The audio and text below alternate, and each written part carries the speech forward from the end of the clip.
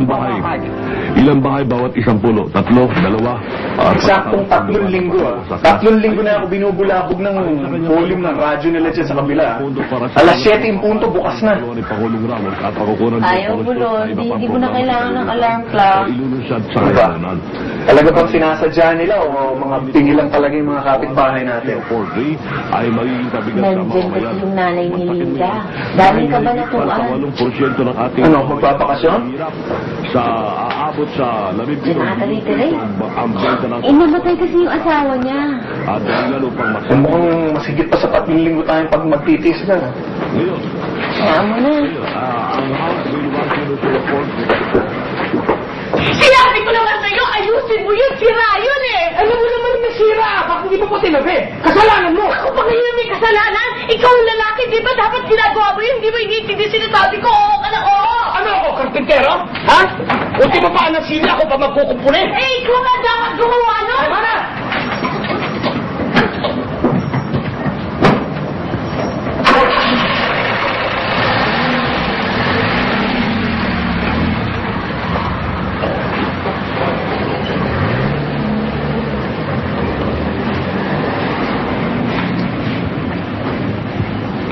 Tinugod mo si Boy sa ospital. Ospital, bakit? Ano nangyari sa apo ko? Putuko yung noo eh. Ano? Naku, saan kaya ospital dinala ha? Hindi ko na naitanong, nagmamadali sila. Ako yung bata kasi yun napakalikot eh. Ano na kaya? O sige, salamat ha. O, ang apo ko, ano na kaya nangyari?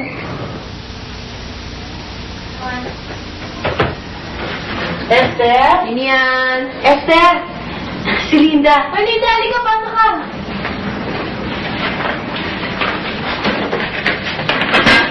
Esther, naku, pasensya ka na, ha? Kasi naubusan ng gas yung gas range namin. Eh, malapit na itong kumulo. Mga 5 minutes na lang. Pwede ba makisala muna ako dito? Sure. Pasensya na kasi sarado yung bilihan ng gas dyan sa kanto. Wala naman akong mautusan eh. Para magbuhat ng tangke, si Roy umalis. Ano na nga pala nangyari sa anak mo? Kanina nakita ko parang putok ata ang noo ah. Hindi, nandun na siya sa bahay. Tinahi yung noo niya eh. Palibahasa naman kasi sa likod ng batang yun. Tumutong ba naman dun sa silya na sira para abutin yung biskwit dun sa ibabaw ng ref namin. Ayun, sumirpo. Pagkatapos tumama yung noo dun sa kanto ng mesa namin. Ewan ko ba naman kasi ilang beses ko na sinasabi dyan kay Roy na ayusin yung silya, kumpunihin na yun. Hindi ko pinapakinggan. Hindi ako iniintindi. Sana magtayo ka na lang ng bakery dito para mas magiging mabili yung ensaymada mo. Tama na sa akin yung kumukuha ng order. Hindi ko kasi kaya isang bakery. Maganda itong kusina, no? Ang ayos-ayos, ano? Ilang taon na kayo kasal ni Mar? Magdadating taon na. Dapat meron ng batang tumatakbo-takbo dito.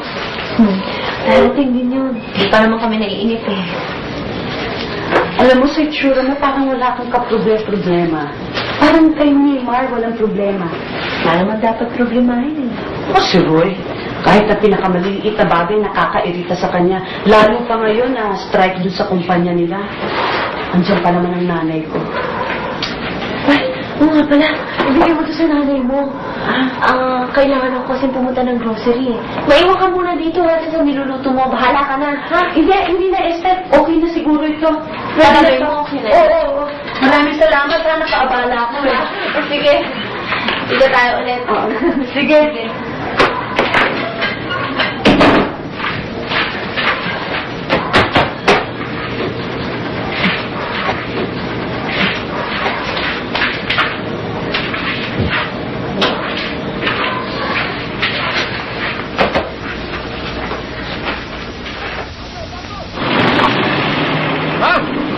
Ano, Sandon? Uy, kung maaga ata yan ha. Wala naman pinipiling oras to sa mga gaya namin eh. Ikaw, alam ko, hindi ka naman umiinom eh. Diversion lang naman to eh. Hindi naman ako talaga lasinggo eh. Alam mo pare, tagal na natin magkapit-bahay. Hindi man lang tayo nakakapagkwentuhan ha. Oo nga, daming... masyado ka kasing busy eh. Iba na talaga magaling na salesman, ano? Hindi naman.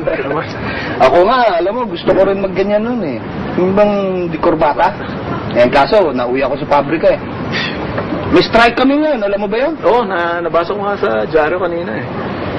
Pare, minsan, yayayain kita mag-chess sa linggo, ah. Mahilig ka ba mag-chess? Linggo? Hindi ako pwede pag linggo, Roy. Oo nga pala. Meron nga pala kayong ano. Ayun yung natawag doon. Church day namin, pag linggo eh. Mukhang maaga kayong mag-asawang aakyat sa langit, ah. Hindi naman.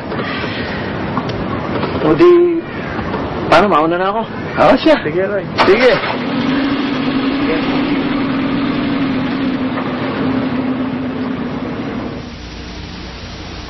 Mabuti-buti lamang tayo, siyang-siya na tayo. Sila hindi, puro imported. Hindi ba dapat hindi lalagay na tax dyan sa mga prime commodity? Yun, dapat dadagdagan pala. Dati na may tax yun, no? Ngayon ang balak nila, ika nga naman dadagdagan pa. Dadagdagan pa. Yung mga prime commodities, no?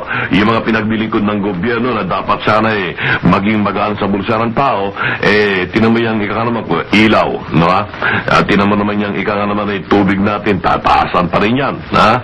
Yung buwis sa lupa, tataasan pa rin yan. Kaya't wala ka nang masabing maganda na ginagawa ng gobyerno para dito sa mga mamamayan. Bakit? Naku, kapag kinabutan kita, malbahing bata ka, ha? Lagi mo na lamang binabag ng lola. Konsenasyon ka talaga. Naku, nagsabutan kita, ha? Lagot ka sa akin, ha? Mapapalo ka. Ha? Dito sa bata ka. Ha? Matatawa-tawa ka pa. Isusumati ka sa mga, ha? Isusumati kita, ha? At nakikita mo lagot ka. Ha? Ha? Naku, balik! Huwag mo sa balik, ha? Ha? Balik! Ako, daig pa natin yung nakatabi sa palengke. Kung hindi yung volume ng radyo ang napakaingay, eto naman mga boses nila. Minsan gusto ko na talagang lumipat ng ibang lugar eh. Halika na.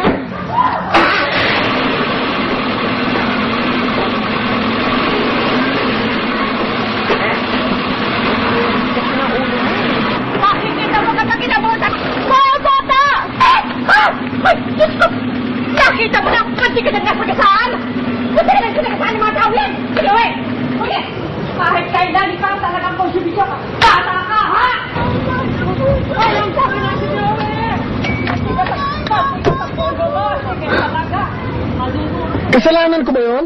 Kasalanan ko ba yun? Hindi naman, di ba? Patience. Pupunta tayo ng church. Ano ka ba?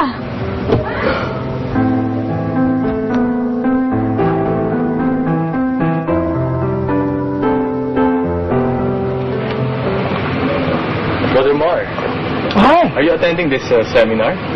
Looks interesting. Isasama ko nga si Mrs. Sabado eh.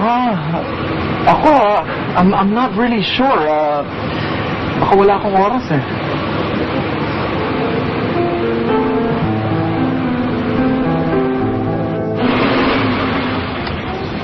Kung ayaw mo magpunta ng seminar, ako na lang mag-a-attend nun.